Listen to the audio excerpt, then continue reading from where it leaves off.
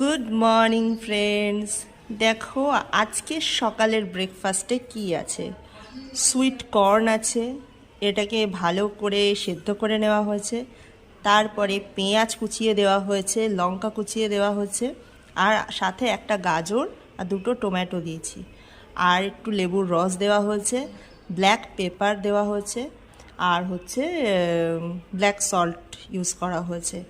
তো তোমাদের আজকে ব্রেকফাস্টে কি আছে আমাকে কমেন্টে জানিও। এটা কিন্তু খুব একটা হেলদি ব্রেকফাস্ট।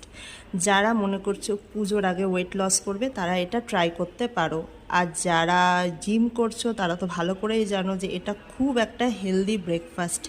তাই সবাই এটা ট্রাই করতে পারো, আর এটা কিন্তু খেতে খুব সুন্দর হয়, টেস্টিও হয়। Bye bye.